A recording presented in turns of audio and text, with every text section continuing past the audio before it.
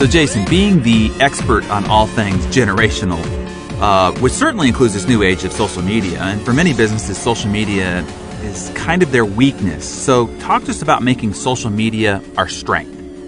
Yeah, that's a great point. Social media, just to kind of define it, I think that's useful.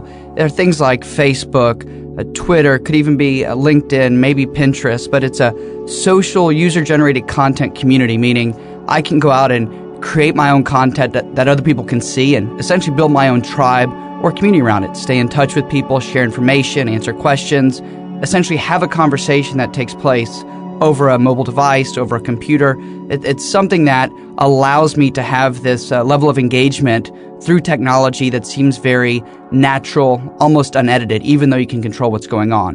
So I think it's important to start there because a lot of people think social media is spooky and oh my gosh, they're going to find some old high school prom picture, and that's not it at all.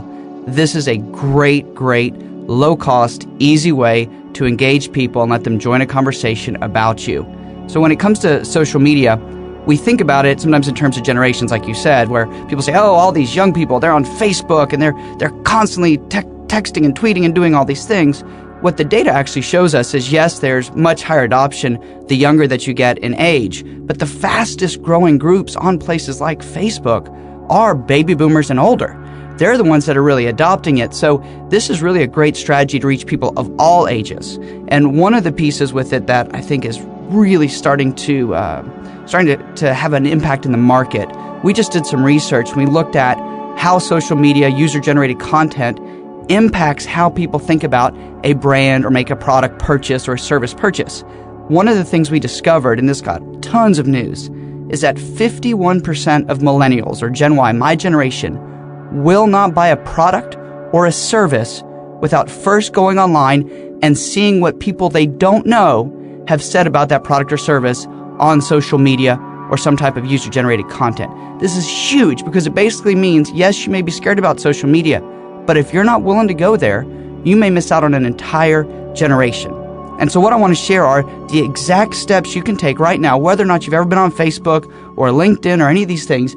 These are the steps to take to really make it your strength. I'm going to jump right into it. Number one, be clear on the position and the message that you want to communicate. The way I look at social media, because we use it a lot, to me it's a brand extension. This is basically your ability to go out there and tell the world, this is who you are, this is what you're about, this is what's important to you. So let's pretend that you were in a business that you wanted to sell supplements or some type of nutritionals.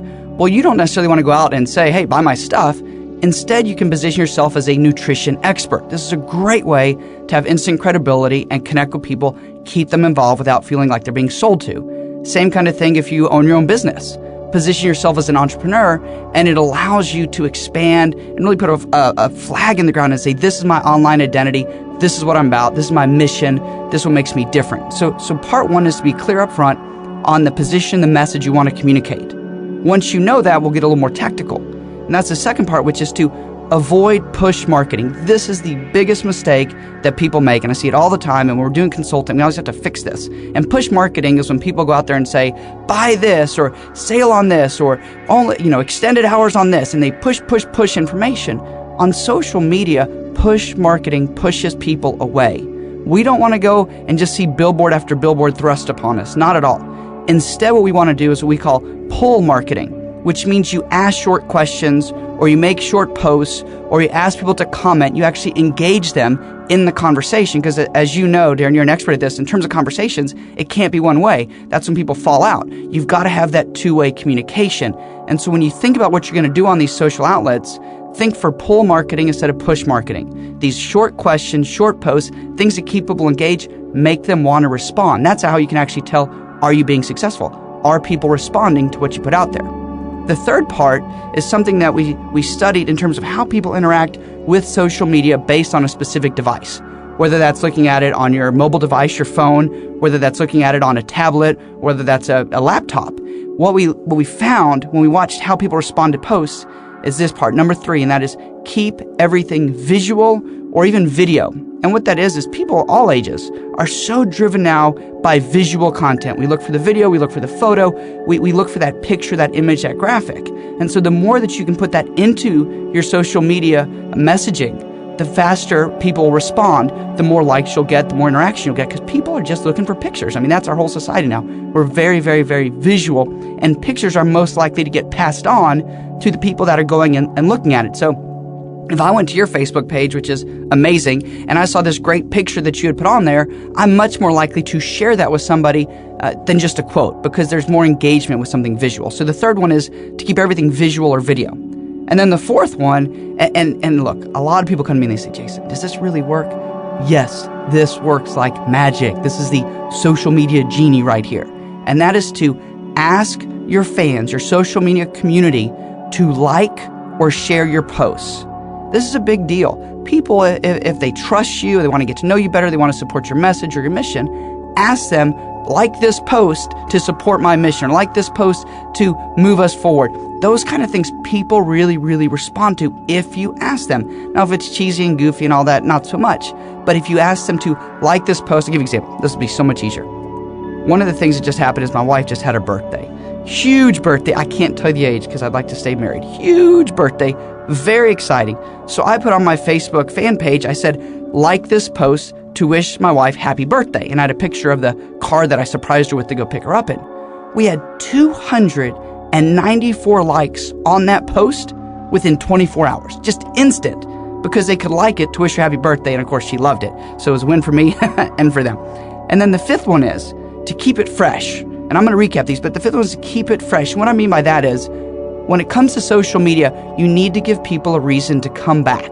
You don't need to update it every day, but at least once or twice a week is a good velocity to keep people coming back, wanting to see more. Because once they like you, or once they're friends with you, or once they're following you, and you put something else out there, then not only do they go look at it, but it encourages them to share it with their friends. So you want to keep it fresh. This is not a web page that you just put up and think people will just be static, like a billboard out in the ether. Not that at all. You want to keep it fresh. That way people keep coming back.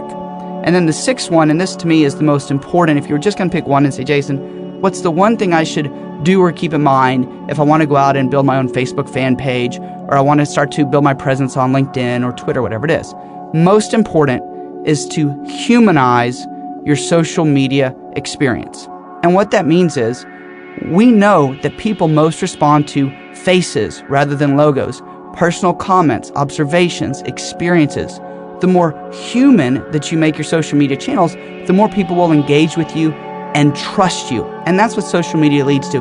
It leads to trust and engagement that you otherwise would not have. So to kind of bring them all together as a quick roadmap, the first is to be clear on the position and the message that you want to communicate. The second is to avoid push marketing like the plague and instead focus on that pull marketing. The third is to keep everything visual or video, because that's what we fastest respond to. The fourth is to ask people to take an action, such as like your page or share this picture. And then the fifth is to keep it fresh. You just want to update it at least once, preferably twice a week. And then the last one is to humanize the experience. I mean, the power of social media is it's the cheapest, fastest way to engage people and get them excited about you, your business, and everything you're doing. Because when you do that, people will then go out and push that message forward to their friends and their tribes. And that's when you unlock the power of social media. Okay, Jason, so let me see if I could summarize the half dozen steps to making social media your strength. Number one is focus on your message, your mission. Make that your beacon. Social media is about defining, who you are to the world, but not necessarily going to the marketplace to create transactions. So that's number two is no shoving. No